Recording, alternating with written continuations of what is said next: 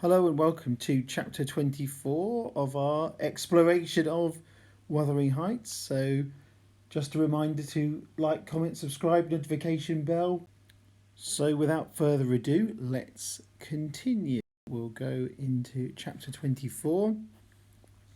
So, we've had end of last chapter. Nelly had got ill herself and she was out of action for 3 weeks. I wonder what's been going on in those 3 weeks. What's young Cathy been getting up to, do you think? Bit suspect. Anyway, so she asked Catherine to read to her. This is when Nelly is feeling a bit better.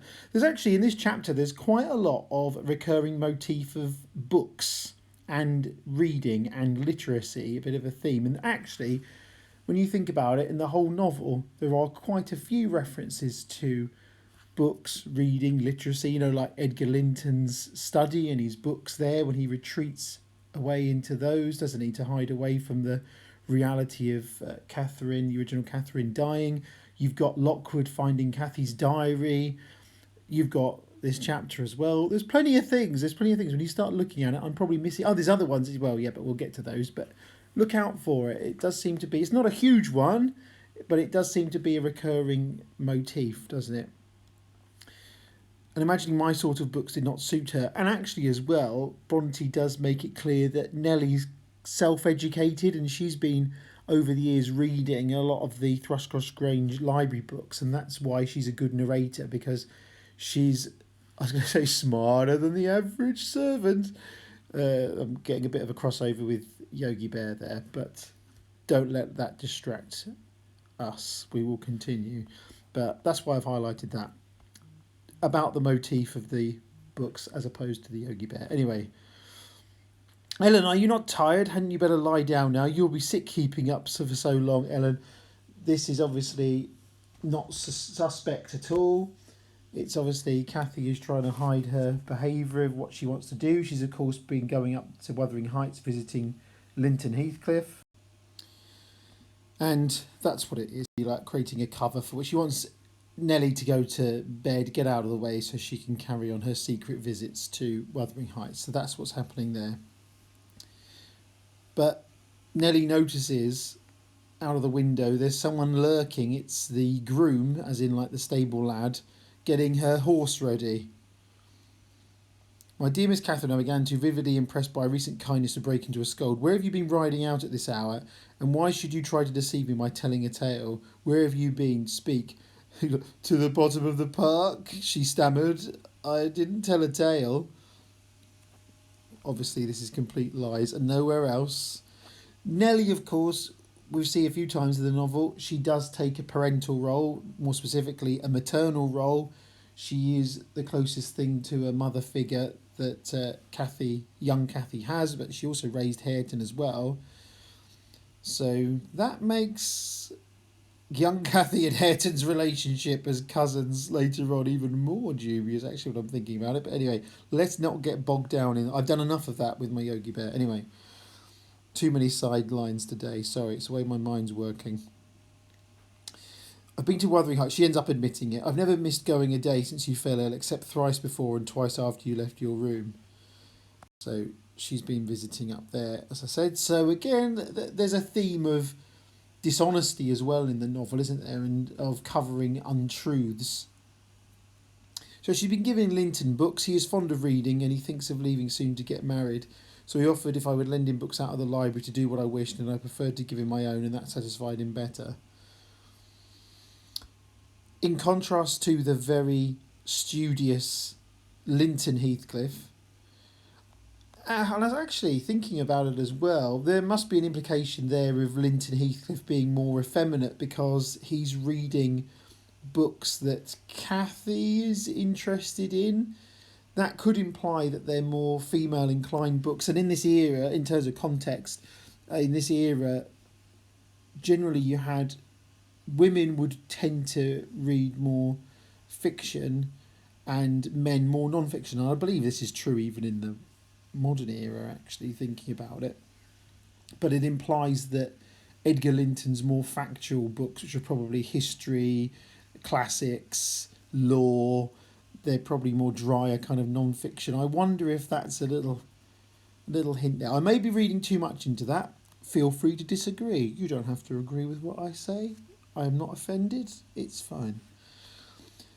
In contrast to the very studious and passive Linton Heathcliff, you've got Hairton, turns out robbing our woods of pheasants, as I heard afterwards. So actually poaching, they're taking pheasants from Thrushcross Grange land, you know, from Edgar Linton land, in effect.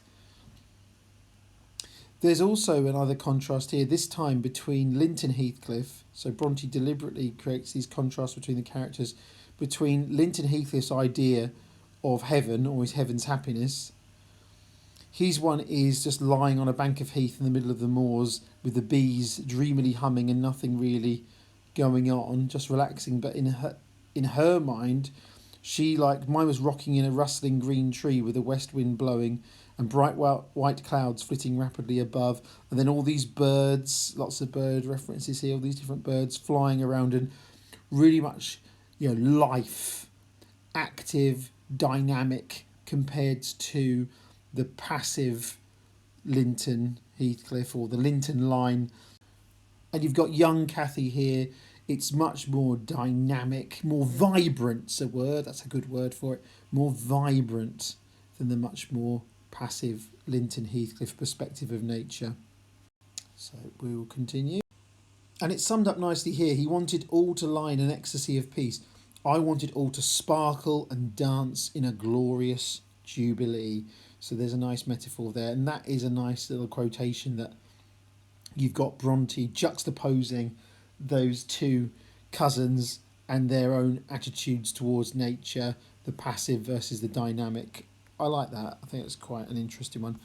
They play some games and it poops out poor old Linton Heathcliff. It wears him out playing, well, it says shuttlecock, so presumably some form of badminton they must have been playing and singing songs, and it wears him out. There's a big falling out though in this chapter as well. Then, but that's coming up, and it derives from Hairton, who, as you'll see here, he's getting pretty jealous of young Cathy's attentions towards Linton Heathcliff, because remember that Heathcliff has been cultivating Hairton as his kind of mini-me, his own little junior clone of himself, and that includes not just the rudeness, not just in the coarseness, but it's also in the sense of his attitudes towards love as well, and he wants him to be kind of twisted by rejection as well, as a form of punishment to Hindley, even though Hindley's dead. I mean, that's very extreme revenge, isn't it? So he patted Minnie's neck and said she was a bonny beast, and appeared as if he wanted me to speak to him. I only told him to leave my horse alone, or else it would kick him. So young Cathy does have some of this supercilious, as in this kind of superior sense of her higher class status. But Hairton he's effectively her equal. He's her cousin. She shouldn't be talking to him in the way that she does. He answered in his vulgar accent. It wouldn't do much hurt if it did, and surveyed its legs with a smile. Look at that attitude from young Cathy there. Bronte establishes that similar kind of haughtiness. Then Miss Catherine, I can read yon now. So Hairton is proud. This is what I mean about the theme of literacy and reading and books. He spelt and drawled over the syllables the name Hairton Earnshaw. And the figures, I cried encouragingly, perceiving that he came to a dead halt. I cannot tell them yet, he answered. Oh, you dunce. So that's an archaic word for someone who's stupid. And so she laughs at him, but obviously he was proud of, he's trying to learn, he's obviously trying to impress her. This is going to cause a knock-on effect here where there's conflict coming up as well. He imagined himself to be as accomplished as Linton, I suppose, because he could spell his own name, and was marvellously discomfited that I didn't think the same. Don't worry, though, because Nelly tells her off, because if you had remembered that Hairton was your cousin as much as Master Heathcliff, you would have felt how improper it was to behave in that way. And probably he did not learn merely to show off. You had made him ashamed of his ignorance before, I have no doubt, and he wished to remedy it and please you. The sneer at his imperfect attempt was very bad breeding. And also, in terms of Hairton's character as well, he doesn't realise that he's the rightful heir to that house. He hasn't because he's kept in ignorance, he doesn't realise that the fact that his name is above the door of Wuthering Heights, that's his ancestor he was named after, founded Wuthering Heights. So it actually also, Bronte highlights his ignorance, the ignorance that he's been kept in by Heathcliff. And we have this rivalry spills over because there's Linton, as ever, he's here. He's always sickly, isn't he? And there is conflict here because Hairton gets jealous of Linton. He advanced direct to her, seized Linton by the arm and swung him off the seat. "Get to their own room," he said in a voice almost inarticulate with passion, and his face looked swelled and furious. "Take her there if she comes to see thee. Thou shalt keep me out of this. Begone with ye both." So he swore at us and left Linton no time to answer, nearly throwing him into the kitchen, and he clenched his fist as I followed, seemingly longing to knock me down. "I was sure he'd serve you out. He's a grand lad. This is Joseph. He's getting spirit in him. He knows as well as I do. Who's son to be master yonder? Not 100% sure what Joseph is going on, but he's showing that pride in Hairton. That's all you really need to know. "Where must we go?" I asked my cousin, disregarding the old wretch's mockery. Linton was white and trembling. He was not pretty then, Ellen. Oh, no, he looked frightful, for his thin face and large eyes were wrought into an expression of frantic, powerless fury.